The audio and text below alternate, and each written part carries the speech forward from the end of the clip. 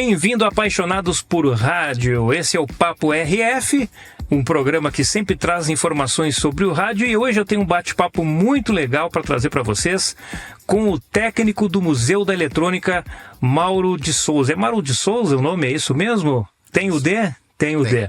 E ele é apaixonado por rádio, ele é o criador, curador deste museu, e nós vamos falar um pouquinho sobre a história dele, da eletrônica clássica, dos rádios DSP e da história dele com a eletrônica. Mauro, muito obrigado por aceitar esse tempo para estar aqui com a gente. Eu sei que teu tempo é muito corrido e muito difícil, mas seja bem-vindo ao podcast. Bom dia, Fábio. Bom dia aos telespectadores. Eu não sei se essa live vai ir para o ar de dia ou de noite, mas vale o bom dia ou boa tarde ou boa noite para o momento que você está assistindo. Fábio, você não tem o que agradecer.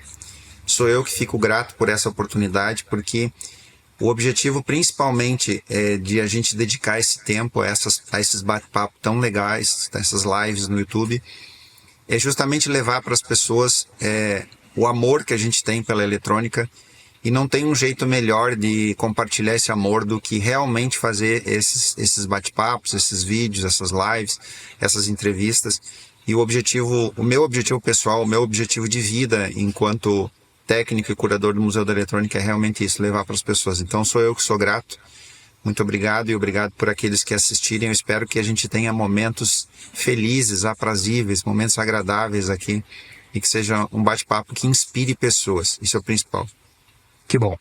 Mauro, para situar quem não te conhece ainda, eu acompanho teu canal, e quando eu olho lá, tu fazendo aquelas restaurações, tu faz quase um trabalho arqueológico tecnológico, né? Buscando peças de todos os lados para deixar aquele rádio que chega muitas vezes em precárias condições como se fosse novo. Mas vamos voltar um pouquinho no passado. Como começou essa paixão pelo rádio? Ainda menino, né? Para eletrônica, aliás. Ainda menino. Conta pra gente um pouco da tua história, onde tu percebeu que era aquilo ali que ia te levar para o teu futuro, para o teu trabalho. É muito interessante, Fábio, porque a história parece não ser minha.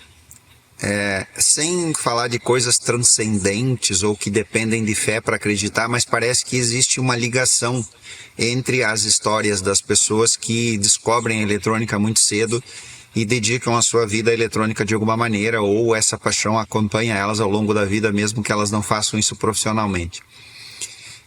Nos anos 1970 o mundo era muito diferente do que é hoje. As coisas eram mais lentas, a tecnologia era mais incipiente.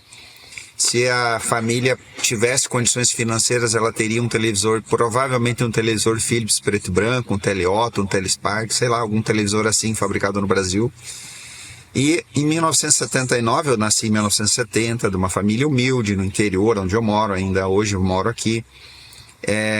Em 1979, eu cheguei na residência, na casa de uma pessoa mais velha que eu. O rapaz devia ter uns 18, 20 anos, eu tinha 9, ele devia ser uns 10 anos mais velho que eu. E ele mexia com rádios, ele era radiotécnico na época. E aquele dia que eu cheguei na casa dele, aos 9 anos de idade, eu descobri que aquilo é para aquilo que eu havia nascido. Então, se você me fizer uma pergunta, Mauro, o que você realmente ama fazer na sua vida? O que eu amo fazer é isso que você está vendo. É o que eu mostro nos vídeos do museu.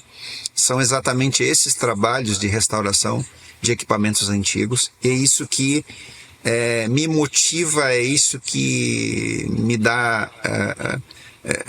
eu tenho energia para fazer isso. Quando eu levanto de madrugada, às vezes antes do sol, e eu tenho compromisso logo mais às 8 horas, para ir para a minha atividade profissional, que eu trabalho, que eu sustento a minha família, e eu vou para a bancada.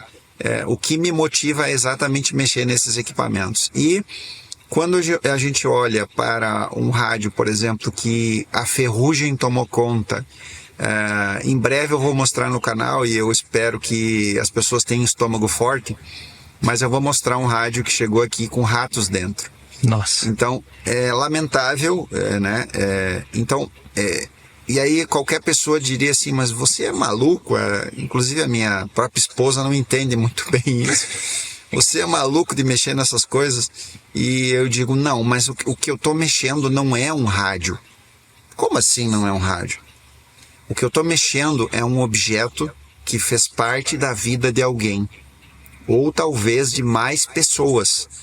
Em algum momento da história, um casal jovem, por exemplo, recém-casado, com muita dificuldade entrou numa loja lá nos idos dos anos 1940, 1950, 1960 e com muito esforço comprou aquele rádio e trouxe para casa, e aquele rádio ganhou um lugar de destaque. Ele foi colocado na sala da casa das pessoas. E as pessoas, quando voltavam do trabalho, ou quando acordavam de manhã cedo, aqui no Rio Grande do Sul é comum, o gaúcho acorda cedo, faz o seu mate, o chimarrão, né? E as pessoas sentavam na sala e ficavam escutando o rádio.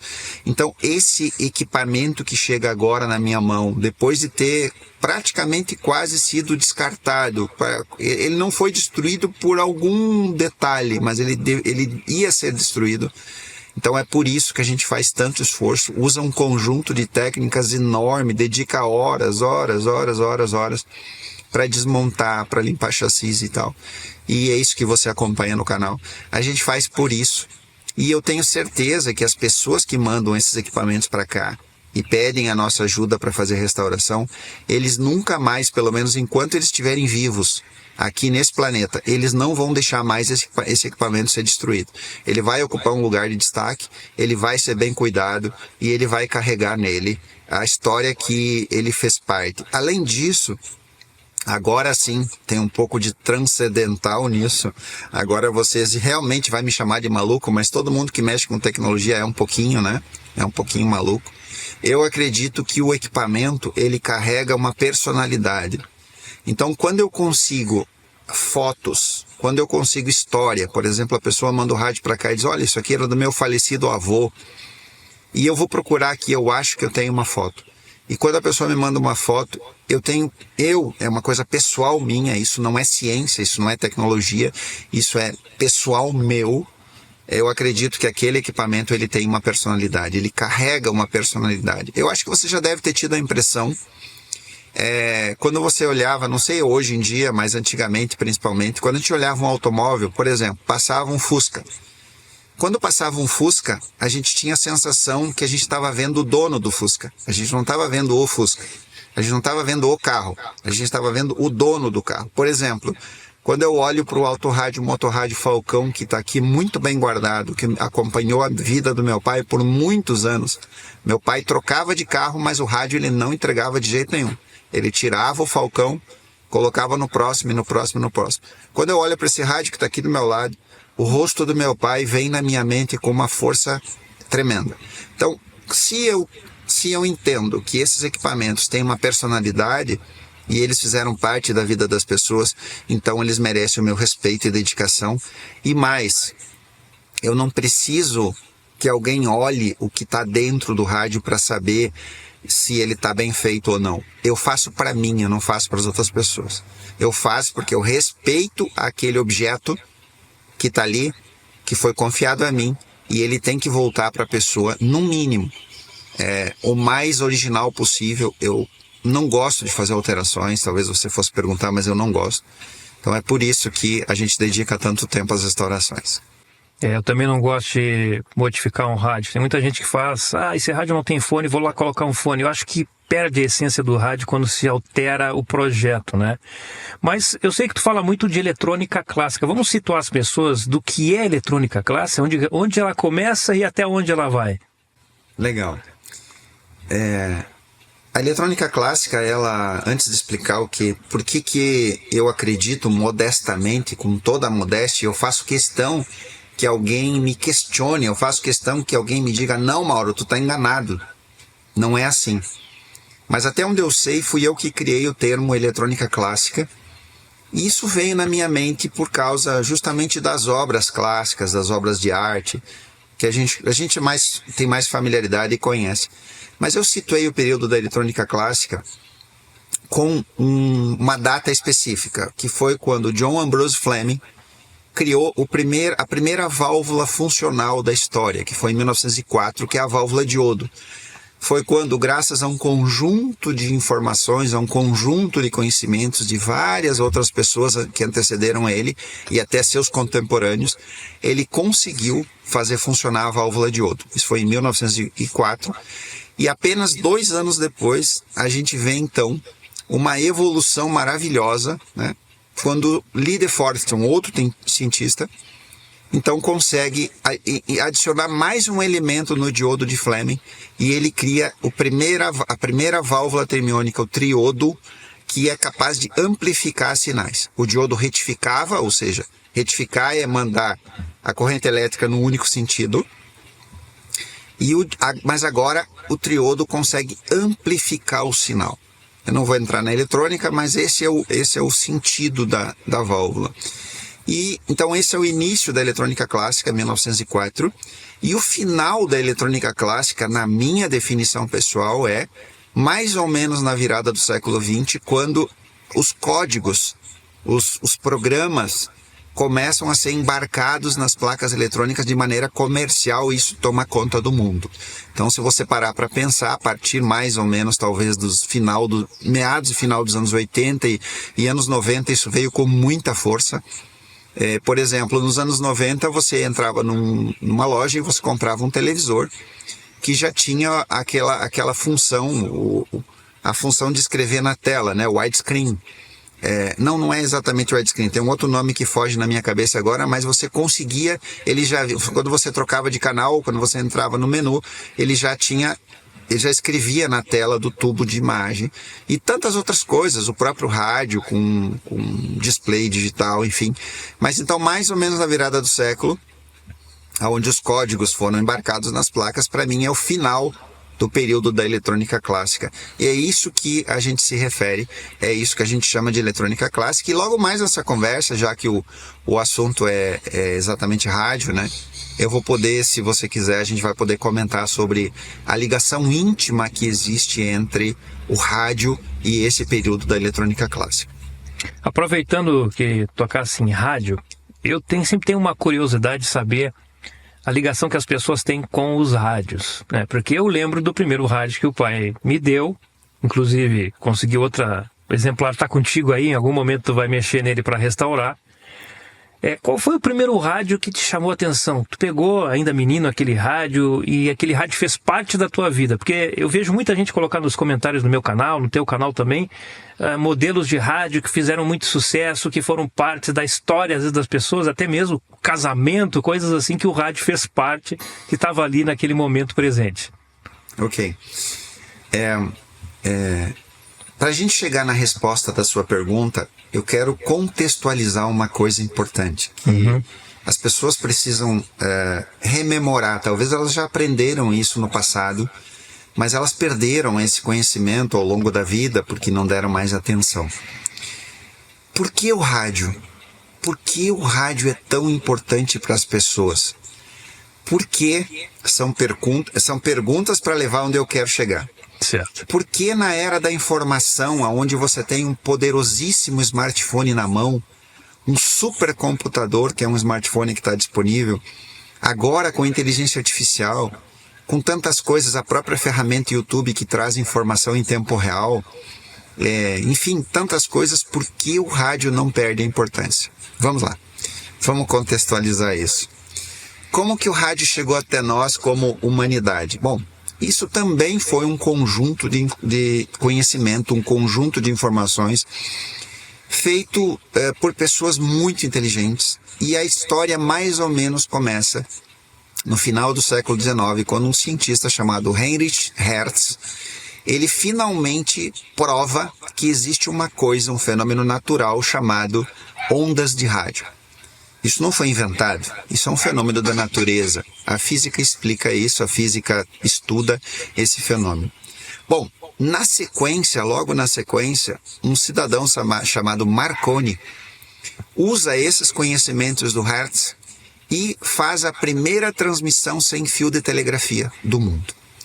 Ele consegue mandar, se talvez você não saiba o que é telegrafia, telegrafia é o código Morse, é o pica-pau, né, que as pessoas às vezes referem. Sim. É um código universal que se faz principalmente com pontos e traços, e ele é um alfabeto, né, ele é uma espécie de alfabeto, onde você consegue transmitir qualquer informação com esse alfabeto. Então Marconi faz isso. E aí, isso foi o caminho para nós chegarmos num rádio comercial. Quando que nós chegamos num rádio comercial? Exatamente a partir do momento daquilo que nós falamos, que é o início da eletrônica clássica. Então você nota que a eletrônica clássica, ela começa com o diodo de Fleming e principalmente com a válvula Audion, quando a gente consegue amplificar sinais. E aí agora, com essa nova invenção maravilhosa, que foi um divisor de águas para a humanidade, se consegue transmitir essas ondas de rádio que foram demonstradas por Hertz, se consegue transmitir sinais de telegrafia agora, graças a Marconi, na atmosfera. E com a válvula eletrônica e termiônica, a gente consegue transmitir áudio pela atmosfera.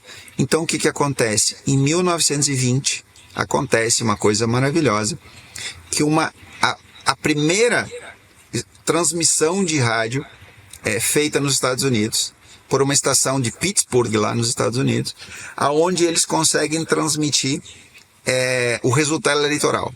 Então você pode imaginar, em 1920, as pessoas, pela primeira vez na história da humanidade, conseguem ouvir sinais de rádio que chegam no primeiro rádio comercial que foi vendido no mundo, que foi feito pela Westinghouse. Ela foi uma pioneira, né? Um rádio chamado Aeriola Júnior. Eu até vou te pedir, Fábio, que depois, por gentileza, coloque aqui no vídeo uma foto da Aeriola Júnior. Lá na radiomuseum.org tem fotos maravilhosas desse rádio. Ele foi fabricado e foi vendido comercialmente. Foi a primeira vez na história da humanidade que as pessoas puderam comprar um objeto chamado rádio. Um rádio primitivo ainda, um rádio de galena. Os principais conceitos da engenharia eletrônica ainda não tinham sido desenvolvidos para o rádio. Então, e aí as pessoas começaram a ouvir coisas pelo rádio, ouvir pessoas. Tem-se até um relato de que nesse período algumas pessoas pensavam, mas isso é bruxaria, isso é magia? Como que essa caixa fala? Então, e o que as pessoas ouviam era uma coisa de alto nível. Por quê? Porque chegava previsão do tempo, boletins meteorológicos, chegava, como é o caso da primeira transmissão, notícias boletins eleitorais. E principalmente o que eu acho maravilhoso no rádio primitivo lá dos anos 1920. As estações de rádio, elas tinham orquestras dentro da estação. Bandas de músicas e orquestras que tocavam músicas ao vivo. E dá para entender, nós estamos falando dos anos 1920. Então você imagina a beleza disso, das pessoas na sua casa reunidas ao redor do rádio, ouvindo essas coisas. Bom, então o rádio, ele começa primeiro, lá no princípio, no início de tudo, ele começa maravilhando as pessoas. E as pessoas, logicamente, correram e o rádio evoluiu muito rápido. E na sequência, em 1930, a gente já tem aí uma evolução fantástica, onde um cientista chamado Edmund Fleming, Edwin Armstrong, fiz confusão agora, Edwin Armstrong, ele já demonstra a primeira transmissão em frequência modulada. Eu não sei se você já tinha estudado isso, mas o FM nasce lá com a Armstrong. Então isso de uma forma muito primitiva, e a qualidade do áudio já melhora. É claro que essa tecnologia muito jovem, em 1930, era caríssima e não era acessível às pessoas. O rádio, na verdade, o rádio comercial em FM, ele começa a ser acessível lá por volta nos anos 1950, onde ainda os mais abastados, é claro, né? Não a maioria da população, os mais abastados podiam comprar rádios em FM, mas as transmissões não eram 24 horas, eram horários específicos, enfim. Então, o rádio, ele tem uma ligação muito profunda com nós humanos a partir dos anos 1920. E é por isso, na minha modesta opinião, que em pleno século XXI, em 2025, em meio a toda essa tecnologia, o rádio não perde o seu lugar. E não vai perder. Não existe projeção mais futurista que seja do rádio perder a sua projeção e importância para o ser humano. Agora, voltando para a sua pergunta inicial, qual foi o rádio que marcou a minha vida quando eu era criança? Bom, não foi exatamente no início. Eu descobri a eletrônica em 1979, aos 9 anos de idade. E eu tive, na realidade, o meu primeiro contato em bancada com rádio em 1983, quando eu fui aceito como um aprendiz de eletrônica, numa eletrônica chamada Eletrônica Teigo, que existe até hoje, já está na segunda geração, na cidade de Santo Ângelo, no Rio Grande do Sul. E lá eu aprendi, e os meus primeiros contatos com rádio foram exatamente com motorrádio, que é natural, era o rádio mais vendido nessa época, em 1983, e o meu pai também tinha motorrádio, né? Dá para dizer praticamente que, pelo menos aqui no interior do Rio Grande do Sul, o rádio mais vendido de todos os tempos foi motorrádio. E o nosso Transglobe, né, o B481, que foi algo maravilhoso assim na minha vida, mas que eu não tive muito sucesso nessa época com ele, porque a engenharia do Transglobe ela era realmente assustadora para uma criança, para um jovem de 13, 14, 15, 16 anos. Esse foi o meu primeiro contato com rádio. E lá, lógico, como eu fui aprendiz de eletrônica dos 1983, dos 13 até os 1989, até ir para o exército, então passaram muitos rádios pela minha mão. Eu trabalhei com diversas marcas de rádio diferentes, muitos rádio Philco, muitos rádio motorrádio, mas outros também, Teleotto, e muitos autorrádios nessa época, muito. As pessoas nessa época compravam um carro e elas tinham que mandar instalar a rádio. Então passou Bosch, né? Passou vários outros rádios. Mas o que eu tenho uma ligação sentimental mesmo é motorrádio, que aliás eu acho que é a maior quantidade de exemplares que tem no museu são motorrádio, e o Philco Transglobe. Tá certo. Até introduzindo ao que tu falou da história do rádio, as pessoas naquela época, quando escutaram a Guerra dos Mundos, teve gente querendo se matar, achando que estava tendo uma invasão alienígena no mundo, né? A tamanho era a força do rádio naquela época. E nós tivemos também um padre, né, gaúcho, que também trabalhou as transmissões de rádio, que foi o Landel de Moura, né? Isso. O Landel de Moura merece todo o seu crédito, claro. Evidentemente, por algum motivo que não cabe aqui falar, assim como também a invenção do primeiro avião, né? Por algum motivo que não cabe falar nesse vídeo, não pode ser legado ao Brasil o mérito de ter inventado alguma coisa, então isso é um outro assunto. Mas, sim, vale muito a pena você estudar a vida do padre Landel de Moura. Foi um pioneiro, com certeza. Eu assisti a uma live que tu fez com o Renato Paviotti, acho que é isso, né? E o mestre Newton Braga. E naquela live vocês falavam muito da questão do medo de manter a memória dessa eletrônica viva. Porque hoje, como mesmo tu comentou, né? Nós temos os jovens com o smartphone na mão, né?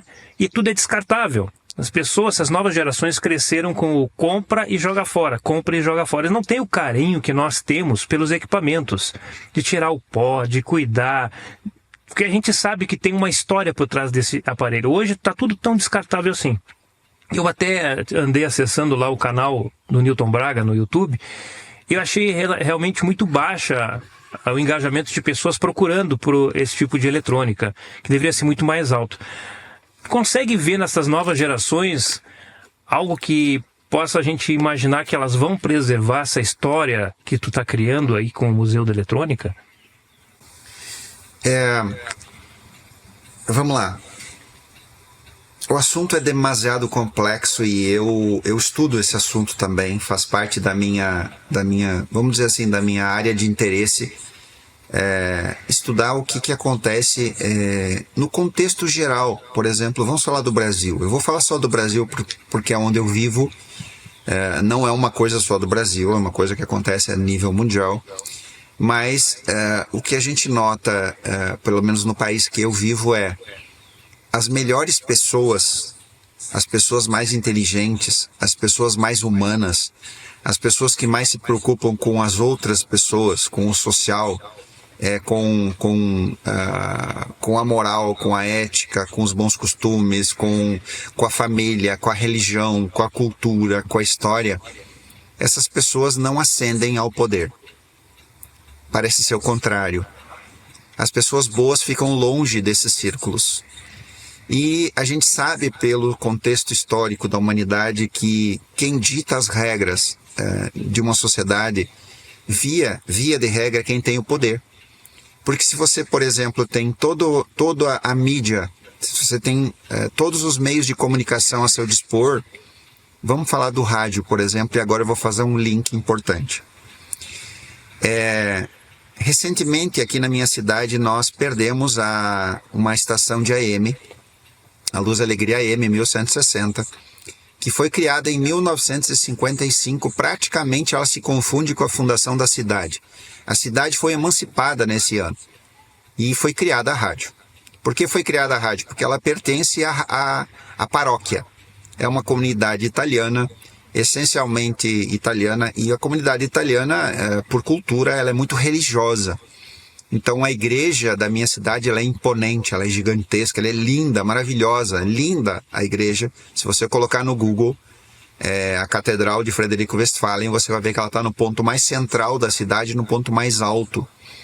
Inclusive a minha cidade, de apenas 35 mil habitantes, a 430 quilômetros de Porto Alegre, tem muitos prédios. Ela é uma cidade fora da curva, ela se investiu muito em prédios aqui, é só olhar no Google. Mas você vai ver que nenhum desses prédios passa da altura da torre da igreja. Por quê? Porque é uma cultura daqui. Então, se você notar, nós perdemos a rádio e eu entrei num comércio essa semana, numa loja de ferragem muito antiga, ela tem quase 40 anos, essa loja de ferragem, e tinha 2 pessoas comentando sobre rádio e as 2 pessoas lamentando profundamente ter perdido o rádio AM. Eu vou usar esse exemplo para te dizer o seguinte. Eu estou a 100 quilômetros da fronteira com a Argentina e pouco mais de 500 quilômetros da fronteira com o Paraguai.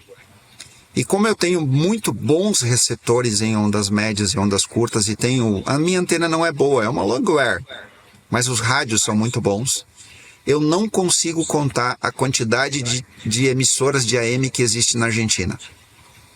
Tem muita emissora de AM, e agora talvez com a inteligência artificial você pudesse até fazer uma brincadeira, um exercício, colocar lá, não, uma brincadeira, é muito sério, colocar lá, quantas emissoras transmitem em AM na Argentina? Eu tenho certeza que você vai se surpreender, e no Paraguai também.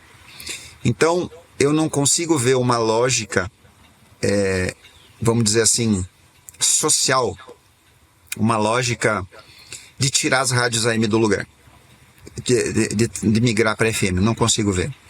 Existem muitas justificativas, a qualidade é melhor, precisa as faixas, as frequências para usar em outras coisas, tal, mas por que essas justificativas não se aplicam nos nossos países vizinhos? Então, o que eu te digo assim, o que tem a tua pergunta inicial que deu origem ao meu comentário? As novas gerações. Se as novas gerações não tiverem pessoas como nós, que deem importância para a história do rádio, para a história registrada da nossa sociedade, para aquilo que deu certo e para o que não deu certo. O que vai restar para eles? O que vai ser do mundo? Vamos imaginar o seguinte. Vamos imaginar que as novas gerações jamais tenham contato com o que aconteceu nos eventos que culminaram na guerra de 1945, na Segunda Guerra Mundial. Os eventos que culminaram ao massacre terrível que aconteceu nos campos de concentração, por exemplo, que não aconteceu só, massacres não só aconteceram nos campos de concentração, aconteceram em outros lugares também, em outros períodos da história. Então o Renato, ele falou na live do Mestre Newton, ele abriu a live assim, uma sociedade que não tem memória, mais ou menos isso, com as palavras dele, uma sociedade que não conhece a sua história, ela está condenada a cometer os mesmos erros. Isso é uma das coisas que me motiva como cidadão, como pai, eu tenho 3 filhos, a tentar fazer um esforço, a colocar minha energia para, pelo menos no quesito eletrônica clássica, despertar nas pessoas uma coisa essencial que é: o mundo não é isso que se apresenta no século XXI. O mundo não é isso que você sabe que você vai comprar, por exemplo, um smartphone caro, que não é barato. Vamos fazer uma comparação simples. Quanto custa o smartphone mais barato no Brasil? Sei lá, R$1.000. Deve ser mais ou menos por aí, né? Em torno de R$1.000 um smartphone mais barato no Brasil. O salário mínimo nacional deve estar em torno de R$ 1.500, mais ou menos, eu não sei. Por aí. Então, um trabalhador brasileiro, ele teria que usar mais de 50%, 60%, 70% do salário mínimo para comprar o smartphone mais barato, que vai durar 2 anos, 3 anos talvez, provavelmente 2, 3 anos. Agora vamos remeter isso para os anos 1970. A gente sabe que os rádios não eram muito baratos, mas existiam opções mais baratas. Por exemplo, na linha Philco, ou propriamente mesmo na linha Motorrádio, existiram rádios maravilhosos que pessoas simples, o meu pai, por exemplo, que era uma pessoa humilde nos anos 70, uma pessoa pobre, ele tinha um rádio muito bom, um Motorrádio muito bom, que ele comprou lá, fez a sua prestação na loja e comprou, e esse rádio está aqui no acervo do museu. Então, as pessoas precisam se dar conta que essa era da obsolescência programada que nós vivemos, ela serve muito mais ao interesse de grandes conglomerados internacionais, de grandes grupos internacionais, do que aos interesses da sociedade. A gente não pode viver assim para sempre, e isso não pode ser um momento histórico que não vai voltar mais. E prova disso é que eu tenho... eu não consigo olhar todo o material que chega até mim, mas o YouTube recomenda. Essa semana mesmo o YouTube recomendou um vídeo onde alguém fala que os jovens estão voltando para o analógico. É um assunto bastante interessante. Então, se os jovens estão voltando para o analógico, eles estão voltando para o CD-ROM, eles estão voltando para o som digital, e talvez esses jovens, em algum momento, eles sejam motivados por um de nós, que está aqui no YouTube, a despertar para o fato de que o rádio AM pode morrer? Não, não.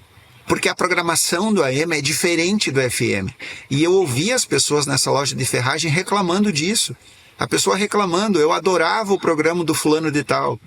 Eu acordava de madrugada, lá onde eu moro, a pessoa agricultor, lá mora no interior, primeira coisa, botava água esquentar para fazer o mate e ligava o rádio no AM porque tinha o programa do Jolinho, do Paulinho, do Antoninho, do Carlinhos. E isso tudo foi condenado à morte, porque quando você manda o rádio AM para FM, quando você migra, a programação muda, e isso não tem como dizer que não. Eu concordo contigo, e eu acho que isso é mais uma questão empresarial de redução de custo do que propriamente a rádio. Vou mudar do AM para FM, e agora, como eu tenho qualidade de som, eu vou rodar música, então não preciso gastar com unidade móvel, com um locutor bom para falar, porque eu estava hoje, por coincidência, eu mandei uma mensagem para um amigo que ele mandou um vídeo falando sobre o encerramento da Rádio Farroupilha. A Rádio Farroupilha, que era uma rádio super tradicional do Rio Grande do Sul, e que quando a rádio passou para o FM, ela mudou a característica da programação. Ela assumiu o canal da Rádio Cidade FM, incorporou outros tipos de comunicadores de FM, e a rádio perdeu toda a sua característica. É o que faz a maioria das rádios. Eu sempre estou criticando isso aqui, porque o que eu acho que falta no rádio, está todo mundo de saco cheio dessas rádios que só tocam música sertaneja. Por isso muita gente está migrando para as rádios de adulto contemporâneo, das músicas antigas, porque está conseguindo ter um pouco de qualidade musical. Porque a gente não tem mais a qualidade musical, e os locutores bons estão virando meros anunciadores de música, né? A gente ligava o rádio para ouvir o locutor. Eu quero ouvir o locutor, ele bate papo com a dona de casa, a dona Maria, o seu José. Aonde é que eles estão? Isso que tu comentou aí é muito sério no rádio. A nossa comunicação no rádio, ela praticamente está sumindo, né? As características do rádio, eu era menino, eu escutava a Turma da Maré Mansa no rádio. Escutar eu ficava esperando para escutar a Turma da Maré Mansa, dava risada na frente do rádio ali nos anos 80. E além de outros grandes locutores, eu ficava com medo quando escutava o Gil Gomes falando daqueles casos terríveis. Cadê isso? Onde é que foi parar? Pois é. Eu tive a felicidade aqui de receber num receptor que eu estava trabalhando há algum tempo uma estação de Buenos Aires. E a gente está aqui há cerca de 1.000 quilômetros de distância de Buenos Aires. Então foi a primeira vez nessa história do museu que eu consegui captar uma estação em AM. Eu não lembro a frequência, 1.100 kHz, alguma coisa assim, dessa estação de Buenos Aires. Como eles estavam falando aquele castelhano enrolado, eles não falam espanhol. Em espanhol a gente dá uma arranhada. Se você vê uma pessoa falando em espanhol, você entende alguma coisa. Espanhol portenho deles. Mas o castelhano, a gente chama de castelhano aqui, né? É complicado porque eles falam muito rápido. Eu não estava conseguindo entender. Então eu peguei a frequência da estação e pesquisei e descobri a estação e abri ela ao vivo no YouTube. E eu fiquei maravilhado com o programa. Era um programa de auditório, tinham 2 pessoas sentadas numa bancada, conversando sobre assuntos do dia a dia e assuntos legais, assim, programação e tal. E era uma rádio AM. Eu não vi isso em FM ainda. Era uma rádio lá na Argentina. Então, inclusive, quando se anunciou aqui na minha cidade que a 1160 AM ia sair do ar, eu liguei desculpe, não liguei, a gente não liga mais para ninguém em 2025, né? WhatsApp, né? As pessoas não conseguem mais falar. É um dos efeitos, eu acho, que está acontecendo nessa geração, que os jovens têm um pouco de dificuldade de falar, então a gente já, por respeito, a gente já não liga mais para as pessoas. O gerente da rádio não é jovem, ele deve estar na casa dos 40 e poucos, 50 anos, não é? É um pouco mais velho. Então eu mandei áudios para ele. Eu disse, olha, meu amigo, cara, não tem como reverter isso. Por que a rádio vai sair do ar? Ela é importante para essa comunidade, ela faz parte da história da comunidade. Eu preciso da rádio porque ela é referência aqui na bancada, eu uso ela para fazer escutas. Eu já sei que quando eu tenho um receptor, porque assim, quando a gente está calibrando, existem os 2 extremos, é você captar em AM a rádio mais fraca, com sinal mais deficiente, e o contrário, que é a rádio mais poderosa, para a gente poder testar o controle automático de ganho e ver se está tudo funcionando bem no rádio. Então eu precisava da 1160, e eu disse para ele, cara, eu te dou uma ideia, modestamente, a rádio pertence à paróquia, a comunidade é essencialmente católica, cara, em vez de tirar do ar a 1160, fala com o bispo para retransmitir a Rádio Vaticano aqui. Porque a Rádio Vaticano não tem retransmissão com alcance de AM aqui na nossa região. Aliás, nem FM tem. As pessoas que querem escutar a Rádio Vaticano aqui, elas têm que usar o aplicativo lá, o streaming ou internet, enfim. Mas aí a resposta foi, o Ministério, a Anatel nos deu prazo e a gente tem até outubro para entregar essa frequência e trocar por uma FM, ou nós vamos perder essa frequência. Bom, tudo bem, valeu a minha ideia, mas de fato, eu acho que sim, a justificativa mais plausível para a retirada das rádios AM do ar são questões ideológicas, políticas, são outros interesses e não são questões técnicas, porque eu tenho convicção que, pelo menos na minha região, que é essencialmente rural, para você ter uma ideia, a minha cidade tem 35 mil habitantes e ela é a principal cidade de uma micro-região de 25 municípios. Ao redor aqui tem 25 cidades num raio de 50 quilômetros. E essas 25 cidades dão uma população de mais ou menos 200 mil habitantes. Então eu tenho convicção que existia sim muita audiência para AM aqui, mas infelizmente é uma coisa que a gente não tem como lutar contra, né?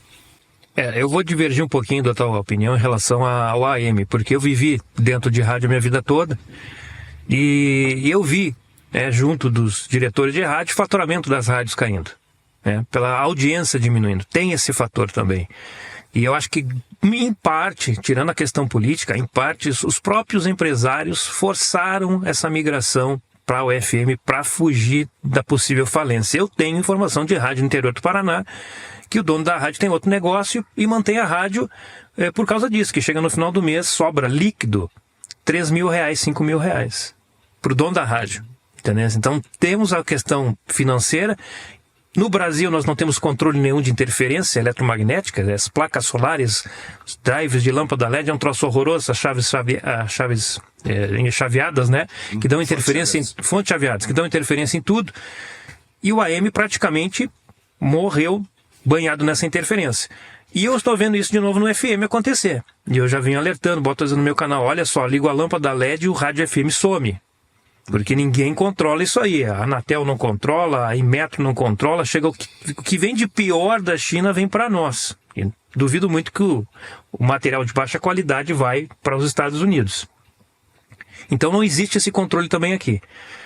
Mas falando da questão da programação das rádios, quando elas migram para o FM, elas perdem a essência. Por que não mantém a programação do AM no FM? Né? Se é a questão da qualidade. A gente quer aquela programação. Sempre diferenciamos o AM do FM da comunicação, né? Um FM mais musical. E quando migra para o AM, a gente perde isso aí. A Rádio Gaúcha, pelas suas características, claro, não perderia isso aí. Mas as rádios povo perderam todas isso aí.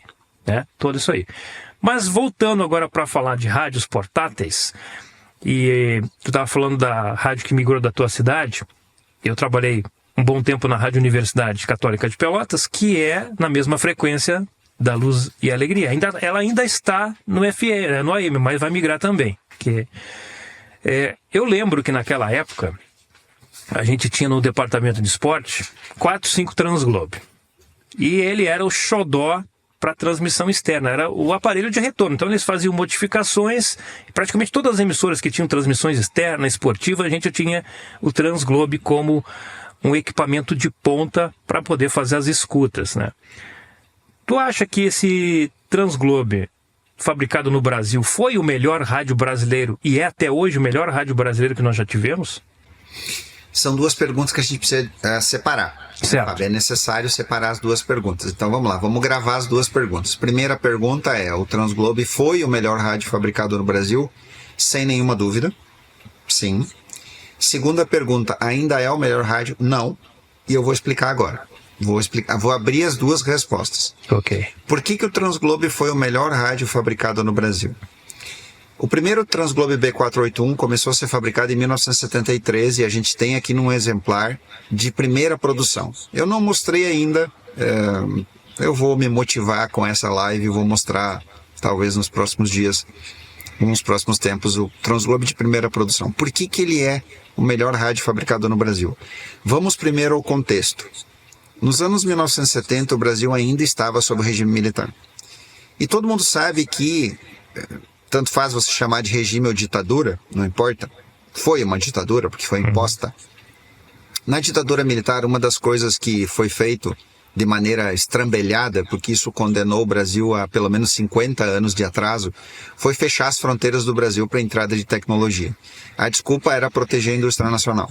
Bom, então tinha toda uma dificuldade de engenharia eletrônica, uma dificuldade de componentes no Brasil, e mesmo assim a Philco, que tem, queira ou não queira, a Philco, a engenharia da Philco brasileira tinha o DNA da engenharia da Philco americana.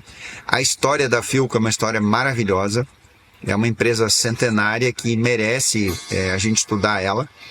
Mas no Brasil, claro, ela se abrasileirou, vamos dizer assim, né? Ela se virou uma empresa brasileira. E apesar do que poderia ter sido melhor, sim, tem coisas na engenharia do B481 que poderiam ter sido melhor. Só que depois que alguém faz a primeira vez, fica fácil da gente fazer, fica mais fácil da gente fazer uma análise e ver, olha, não, mas aqui, se eu colocar aqui um filtro cerâmico, se eu tirar uma bobina, se eu colocar aqui, se eu mudar um pouquinho a polarização, se eu mudar os transistores e tal, eu vou melhorar ele, que é o que a gente faz hoje com relativa facilidade. Mas na época, ele ganhou o título de o Rei dos Rádios do Brasil e sem dúvida ele merece, sim. O Philco B481, chamado Transglobe, foi o melhor rádio fabricado no Brasil, sem nenhuma dúvida. A tal ponto de que, mesmo deficitário, hoje, por exemplo, chegam aqui para nós rádios em condições bem ruins, que sofreram, foram expostos aos elementos, estão sujos, alguém borrifou WD-40 lá dentro. Sabe? E ainda assim os rádios sintonizam estações.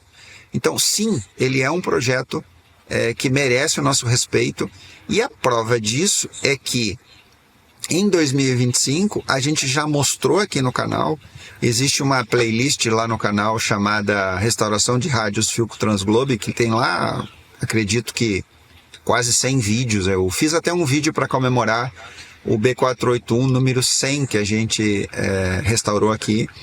E se você olhar as escutas desses rádios, você vai ver que para um rádio que tem mais de 40 anos de idade, ele faz escutas maravilhosas. Eu tenho aqui rádios DSP, e depois nós vamos falar sobre isso, vou até dar algumas dicas, se for o caso. E eu também faço escutas com receptores DSP. E assim, as escutas que eu faço com o Transglobe, elas são superiores ao DSP. Por quê? Porque a tecnologia analógica é a tecnologia original do rádio. Então o rádio nasceu de forma analógica, né?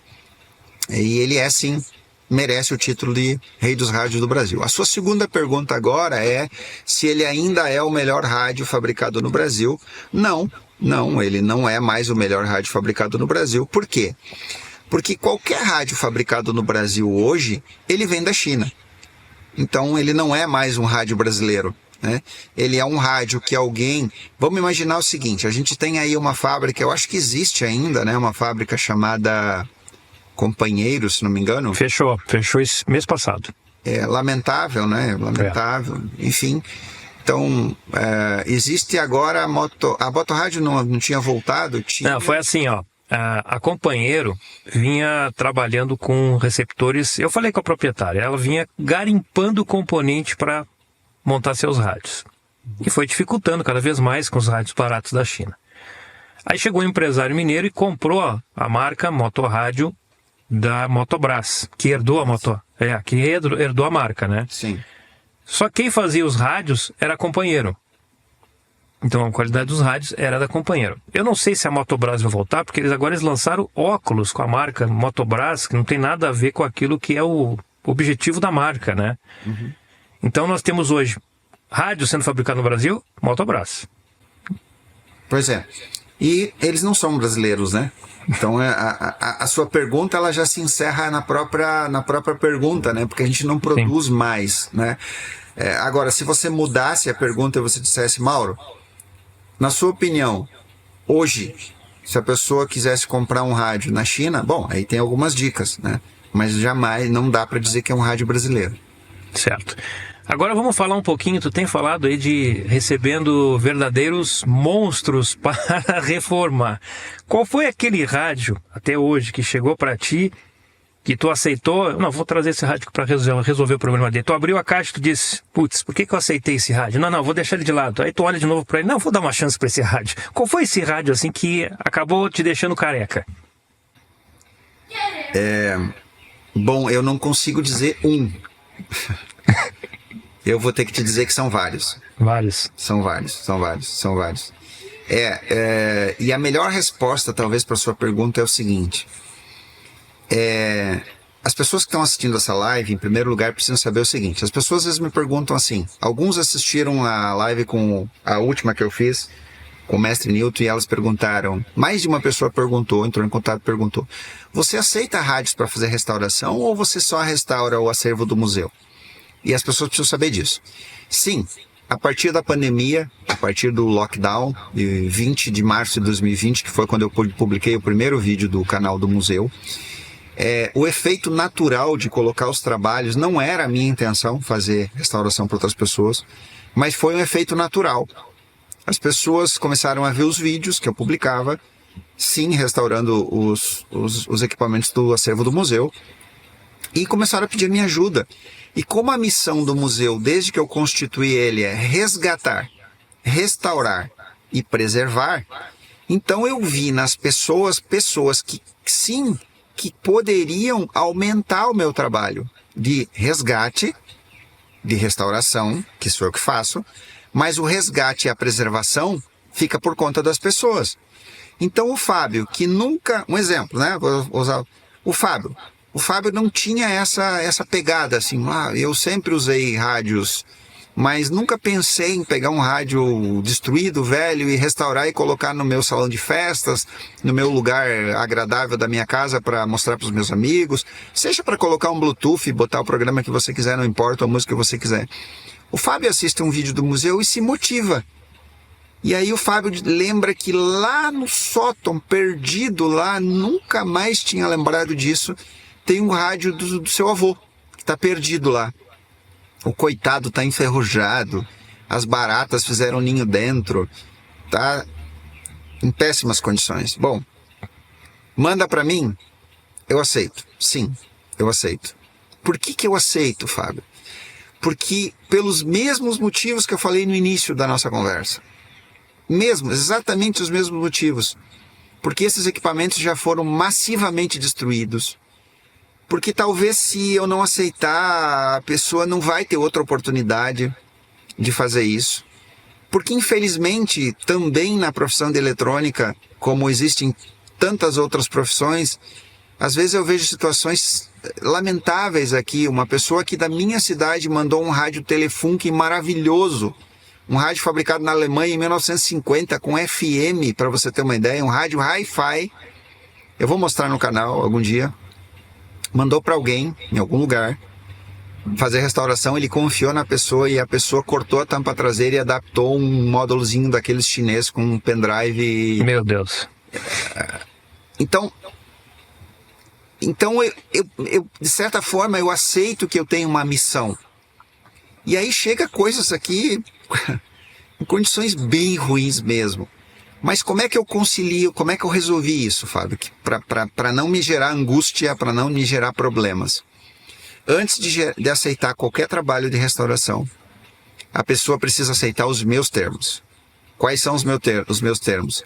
Eu peço foto detalhada do equipamento. Eu peço o máximo possível de informações sobre o equipamento. E eu mando para a pessoa um contrato e mando vídeos para a pessoa entender que aqui existe uma fila. Se a pessoa aceitar que ela vai mandar para cá e eu não vou ser pressionado por prazos, porque eu não posso fazer isso, eu tenho uma atividade profissional fora do museu, a minha família é sustentada por essa atividade e o museu é uma atividade de amor, então eu tenho poucas horas por dia que eu posso dedicar ao museu, então eu aceito sim. Mas voltando à sua pergunta original, tem equipamentos que chegam aqui em situação deplorável e é fácil de você ver isso, é só ir lá nas playlists do canal que você vai selecionar lá vários rádios bastante judiados e bastante destruídos. Aproveitando o teu gancho, recentemente tive um comentário num dos meus vídeos que eu não recordo qual é. Ele disse, não, eu estou acompanhando teu canal e me deu vontade de usar o rádio de novo. Eu tenho um Transglobe aqui, está guardado lá em cima no sótão, que era do meu pai. Há muitos anos, eu vou tirar a poeira e vou ligar ele. Eu disse, não faz isso, não liga. Passa para um técnico bom para dar uma revisada antes, porque no ligar pode destruir o equipamento, né? Só a questão da oxidação e outras coisas mais. Aí eu fico imaginando assim, muita gente não sabe qual é o teu cronograma. Recebeu um rádio ali dos anos 60, 70, às vezes sem esquema, sem manual, sem nada. Como começa a análise até chegar ao processo de ligar ele? Ok, é uma pergunta importante e ela é respondida lá nos vídeos também. Porque se você escolher, por exemplo, qualquer playlist qualquer uma daquelas que está lá, de 9, 10, 12, 11 vídeos, você vai notar na linha do tempo que eu ligo o rádio quase que no final do processo. Quase que no final. Por quê? E agora é importante as pessoas entenderem. Existe uma diferença muito grande entre conserto ou reparo e restauração. Restauração é bem diferente de conserto ou reparo. O que é um conserto ou um reparo? Um conserto ou um reparo é você trabalhar naquele equipamento que está em boas condições, vamos dizer assim, estéticas, né? ou estruturais, ou a eletrônica está ok, não tem oxidação, não foi colocado óleo lá dentro, não espirraram WD-40 nos potenciômetros, ou seja, o óleo que você quiser, não entrou insetos, não entrou baratas, enfim, fisicamente ele está em boas condições.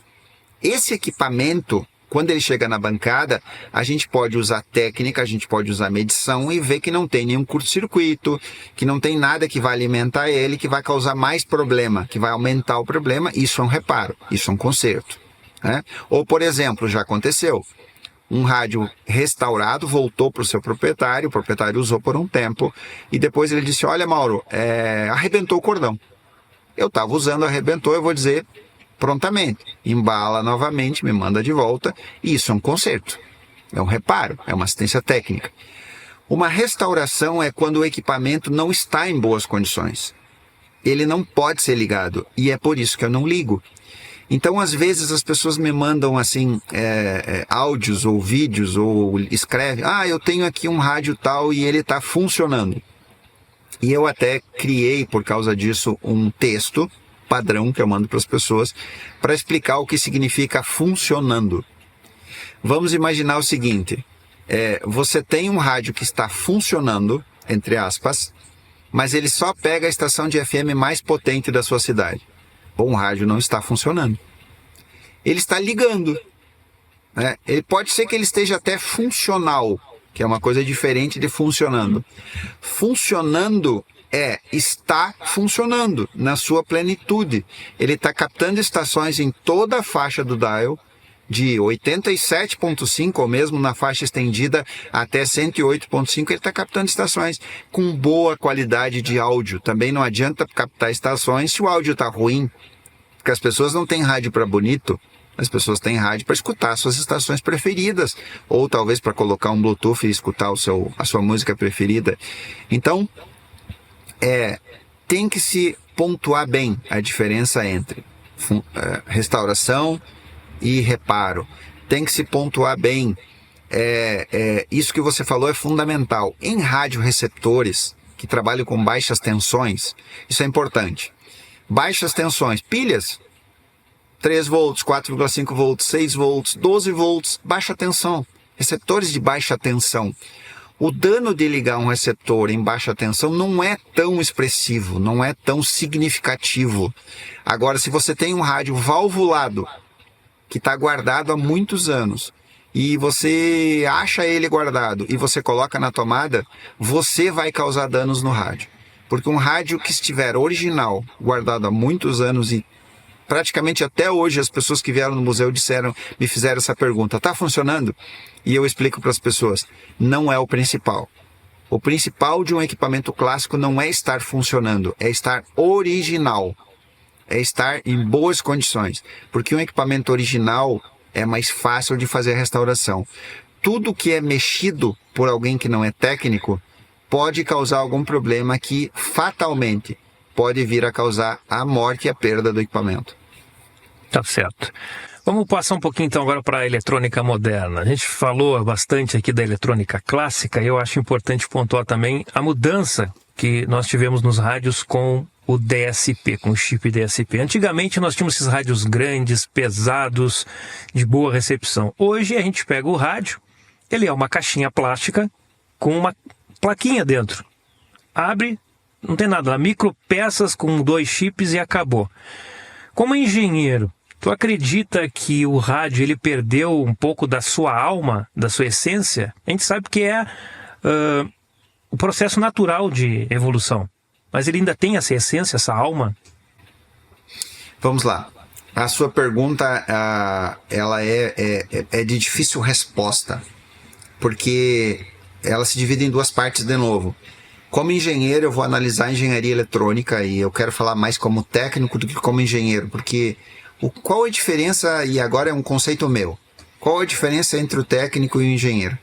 O técnico desenvolve práticas, habilidades que o engenheiro não tem, para implementar, por exemplo, reparos, restaurações, buscar soluções para defeitos nos circuitos e fazer. E não que o técnico não seja capaz de projetar também, sim. Até por empirismo, né? Por exemplo, se você olhar a última live que tem no canal que eu fiz com o senhor Jaime Locatelli, que é interessantíssima essa live, porque é um colega veterano que completou 85 anos de idade ontem.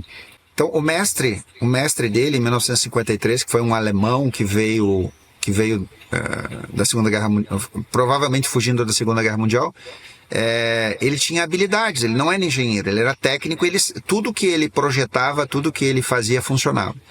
Já o engenheiro, ele tem a cabeça totalmente cheia de teoria.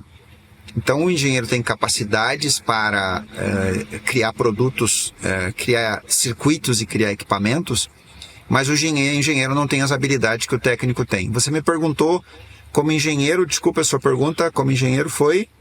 se tu acha que perdeu a alma o rádio com a mudança para o DSP. Tá. Então, se eu falar como engenheiro, sim. Sim. Porém, falando como engenheiro, se eu analisar o circuito analógico antigo, eu vejo nele aquilo que, para mim, enquanto curador do Museu da Eletrônica, uma personalidade, uma alma, Vamos primeiro definir o que significa alma, né? Vamos definir o que significa alma para a gente poder entender melhor isso. Vamos voltar na criação no conceito cristão, né? O conceito, se você acredita em Deus, o que aconteceu? Deus se debruça, pega um pouco de terra, coloca um pouco de água, mistura essa terra, faz um boneco de barro, e aí vai no nariz desse boneco de barro e assopra, e o que está escrito no texto bíblico se torna alma vivente. Então, se a gente usar isso para o rádio analógico, ele é uma alma a partir do momento em que ele está funcionando e ele está vivo. Então, aí você me pergunta assim, mas o rádio perdeu alma quando se tornou DSP? Na minha opinião, que sou um dinossauro, sim.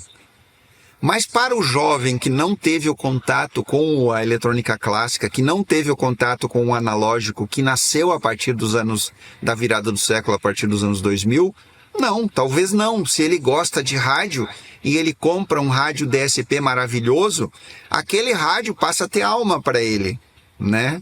Então, no sentido da eletrônica clássica, sim. Eu, sinceramente, apesar de ter tido contato com rádios absolutamente maravilhosos, DSP, conheci vários e já testei alguns, eu prefiro o rádio analógico. Mas a gente tem que traçar uma comparação entre os dois. Você não perguntou isso ainda, né? Não sei se vai chegar nessa pergunta. A próxima. A próxima? Vamos deixar para a próxima, então, para a gente comparar o analógico com o digital, né? Com o DSP. Então, vamos nela. Bom, eu notei, como DXista de FM, que sempre foi a frequência que eu sempre gostei de fazer DX, que o rádio DSP ele deu uma sobrevida no FM. Né? E eu chego nessa questão porque a maioria dos rádios analógicos no FM tem um problema. Ele espalha sinal quando você está próximo de sinais fortes. Claro que os grandes sintonizadores como Pioneer, Kenwood, eu tenho um Kenwood 6040 aqui, que eu acho que só foi fabricado para Alemanha, se não me engano, Austrália e Japão, esses 3 países. Eu tive que importar ele para fazer as minhas escutas no FM alguns anos atrás. Esses receptores, eles não espalham sinal, mas a grande maioria espalha. E com o DSP nós tivemos um circuito que eu testei dentro do transmissor da Mais Nova FM em Pelotas, o PL880 da Texan, com a antena em cima, o transmissor embaixo, e percorri de ponta a ponta e não tinha espúrio nenhum. E eu estava escutando o rádio da outra cidade vizinha, Rio Grande, com perfeição. Isso, com um rádio analógico, seria praticamente impossível. Dentro da Rádio Universidade, porque as duas rádios ficavam juntas naquela época, a gente tinha os transglobes ali e espalhava sinal para tudo que é lado, era um horror. E o DSP deu essa sobrevida. E agora, recentemente, eu testei o Codocem DX286, que é feito com chip automotivo, ao lado do Sony 7600GR, no AM, e para sintonizar, para me situar, quem está acompanhando não me conhece, eu estou na cidade de Rancho Queimado, Santa Catarina, e eu escutei a rádio RBV do Rio durante o dia, quase 800 km no Sony. Estendi a antena do Codocem, porque ele também tem a antena telescópica para AM, porque na de ferrite não estava funcionando nada, não pegava nada. Liguei o pré-amp dele com a antena telescópica e ele conseguiu também escutar o sinal do Rio de Janeiro durante o dia no AM. Minha pergunta é, tu acredita que o DSP está se aproximando dos rádios analógicos, especificamente nessas bandas de AM e ondas curtas, já que no FM ele já demonstrou ser superior? Bom, vamos contextualizar a diferença entre um receptor analógico e um receptor digital sem entrar muito na engenharia. A gente não pode entrar muito na engenharia, porque senão isso aqui vai virar uma aula de engenharia e não uma live. Mas a gente pode resumir o seguinte. Aonde foi o sucesso, aonde foi a mágica dos processadores DSP, e eles estão sim evoluindo muito, muito, e acho que vão evoluir muito mais, e talvez aí venha a resposta da sua pergunta. Sim, eu acho que a evolução do DSP não vai parar. E sim, eu acho que o DSP vai se equiparar ao analógico. Sim, acho que vai. Porém, se você me desafiasse assim, Mauro, se eu te desse recurso para você projetar um rádio DSP que você pudesse colocar do lado do Transglobe e chamar esse rádio DSP que a gente vai fabricar de o rei dos rádios do Brasil, ou seja, desbancar o Transglobe, né? Sim. Eu te diria o seguinte, o principal pecado, na minha opinião, hoje, dos receptores DSP é exatamente o tamanho. Sim, porque a qualidade do áudio é ruim. Vamos resumir o que é um alto-falante. O alto-falante ou transdutor, ele é um elemento, é um dispositivo eletrônico que tem lá dentro dele uma bobina, tem um ímã, né? Tem um ímã, normalmente um ímã natural fixo e uma bobina que, quando passada por uma corrente elétrica, que é o áudio propriamente dito, são os sinais de áudio, corrente alternada que é aplicada na bobina, faz com que o cone vibre, ele joga esse cone para frente ou para trás, e isso gera ondas mecânicas que se propagam no ar, que chegam no meu ouvido, no ouvido humano, que faz o contrário. Ele pega essas ondas mecânicas e converte em sinais elétricos e manda para o nosso cérebro. Não tem como você pensar, e eu vou pegar aqui um receptor DSP que eu gosto muito, talvez você não mesmo que você não perguntou, eu gosto muito desse receptor. X-Data D808. Tá? É o meu rádio DSP de referência que eu uso aqui na bancada. Inclusive, eu uso ele para fazer comparações com os analógicos. Ele é o meu rádio de referência. Alguns analógicos ganham dele em sensibilidade, sim, mas principalmente o que os analógicos ganham dele é em qualidade de áudio.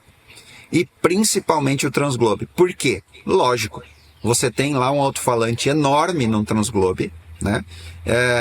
Então você tem uma conversão de sinal elétrico de áudio em ondas mecânicas na atmosfera que chegam ao meu ouvido muito maior. Você tem uma qualidade muito maior. Além disso, quando você fala de um alto-falante fabricado nos anos 70, 80, de baixa potência, é um alto-falante que tem um cone muito macio, ele tem uma aranha muito macia. Então, se você está ouvindo o áudio, por exemplo, de uma estação, a música do seu rádio, num rádio analógico antigo, é literal que você vai ter uma impressão sonora mais agradável do que um rádio DSP. Um outro rádio DSP que eu gosto muito é esse aqui, o PL310ET. Eu gosto bastante desse rádio e, apesar de ser um receptor que eu gosto, peca no mesmo quesito, exatamente no mesmo quesito. Como que você vai querer que um alto-falante desse tamanho tenha uma boa qualidade de áudio?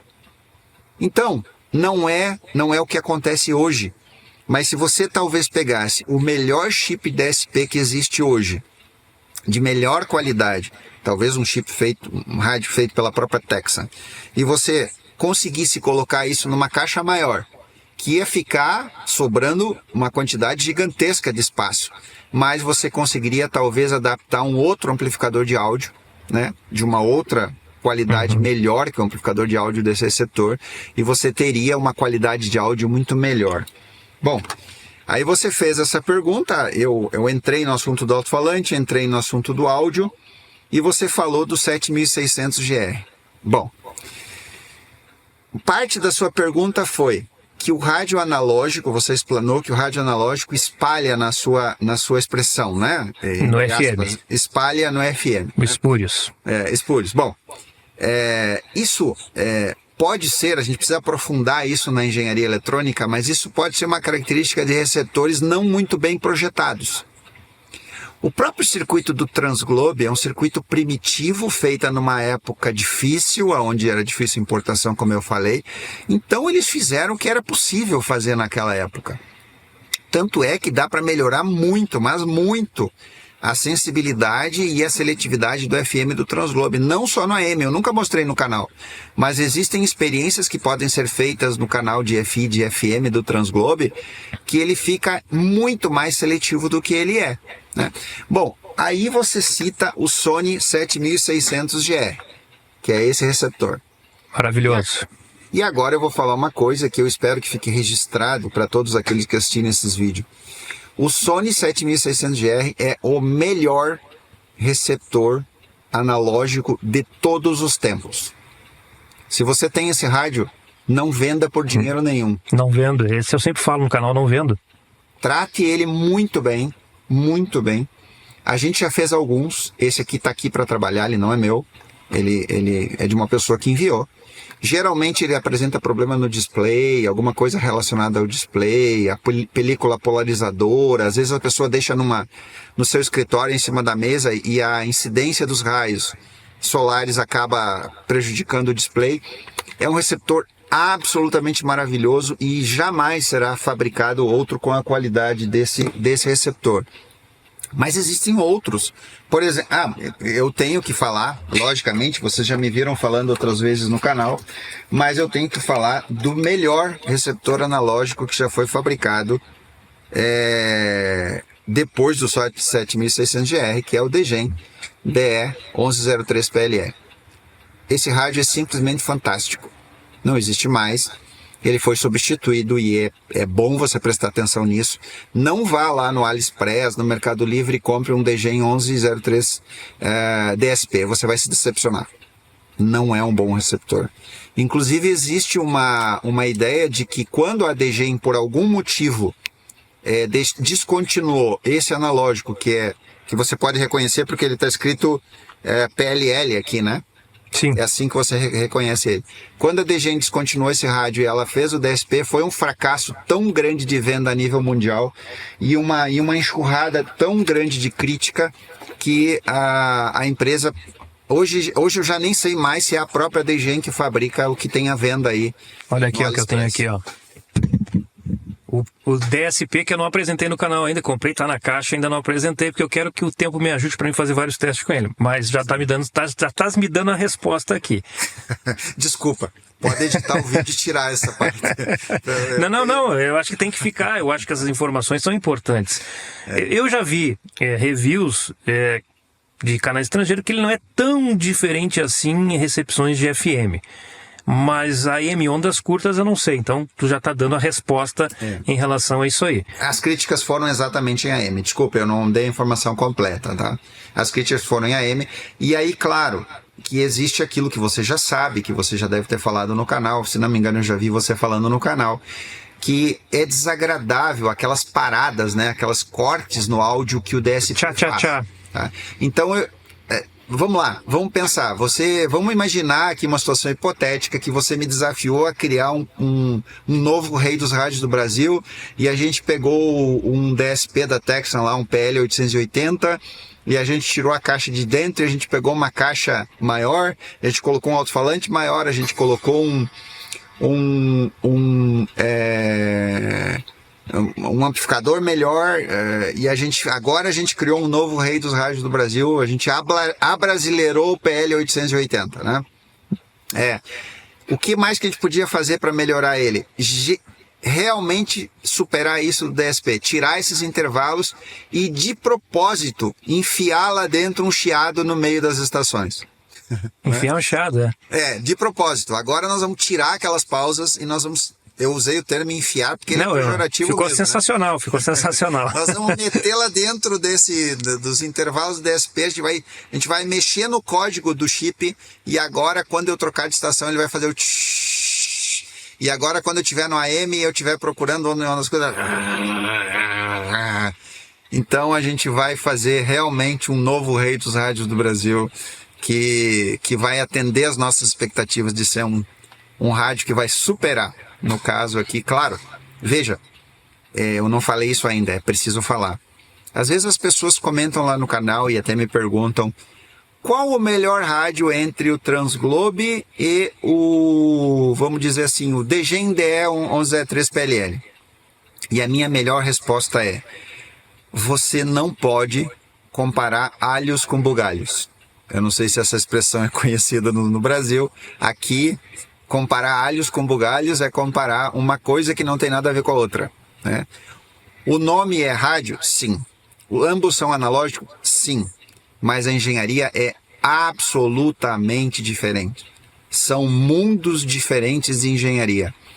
Quando a Sony, por exemplo, projetou o 7600GR, a gente está falando nada mais, nada menos de uma engenharia que começou a popularizar o rádio no mundo.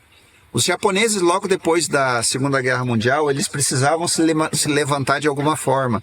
Agora eles estavam sob o jugo dos Estados Unidos, porque eles se renderam incondicionalmente, então eles transferiram muito da tecnologia deles para os americanos e, claro, receberam contrapartida. E, claro, se você pesquisar a engenharia eletrônica, a beleza da engenharia eletrônica japonesa do século XX, você vai ver o quão distante eles estão de nós.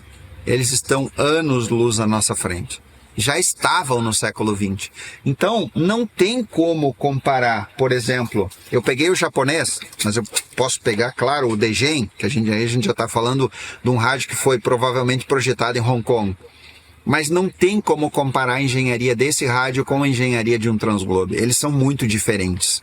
É impossível comparar. Então, como você não pode comparar coisas diferentes, alhos com bugalhos, você também não pode comparar um Transglobe, por exemplo, um B481, com, por exemplo, um Texan 2000. Eu não tenho Texan 2000, gostaria de ter. Eu já tive a oportunidade de fazer escutas com ele. E ele é absolutamente maravilhoso. Mas é outro receptor, é outra categoria, é outro rádio, né? Então, não é possível comparar receptores diferentes. Dá para traçar comparações de funcionamento? Sim. Como eu já fiz no canal, você vai encontrar lá nas playlists, eu comparei o Degen DE1103 PLL com o Degen DE1103 DSP, que está com você. Mas eu não sou um especialista em rádio escuta. Eu não entendo de rádio. Eu nunca, acho que entrei uma vez dentro de um estudo de rádio na minha vida. Então, talvez se você fizer a comparação que eu fiz, você vai ter muito mais sucesso do que eu. Eu faço rádio escutas porque a minha missão, o meu trabalho é deixar o receptor o mais seletivo e o mais sensível possível. Mas eu não tenho as habilidades necessárias para fazer comparações com eficiência que talvez você tenha ou que talvez um radioamador mais velho, mais antigo, mais veterano tem. Hoje a gente vai nas plataformas de venda, Mercado Livre, Shopee, tem dezenas e dezenas de modelos e marcas, que na verdade no final é a mesma fábrica que faz aquele rádio e distribui para os revendedores com a marca que eles querem. Esses rádios, a gente sabe que comprou, quebrou, joga fora, porque só o preço dele, R$50, R$60, não vale nem o conserto por causa da mão de obra do especialista que vai mexer ali.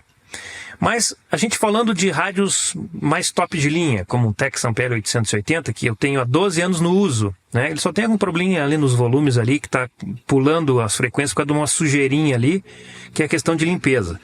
A gente pode dizer que esses rádios mais caros, eles foram feitos para ter uma duração aí de 20, 30 anos? Ou a gente pode deixar eles, dependendo da situação, no mesmo nível desses rádios de R$50?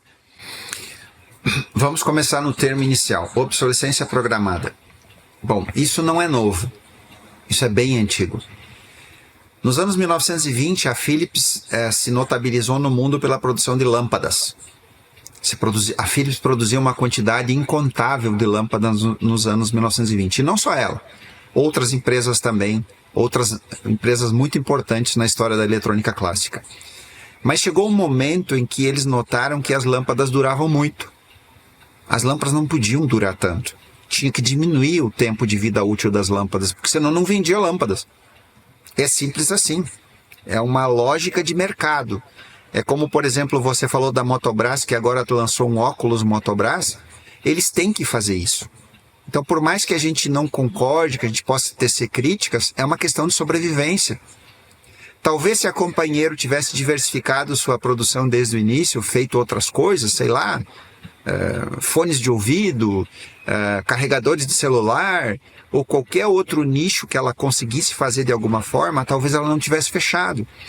Então, uma coisa é a nossa paixão pela engenharia eletrônica e pelos nossos rádios e pelos nossos equipamentos eletrônicos.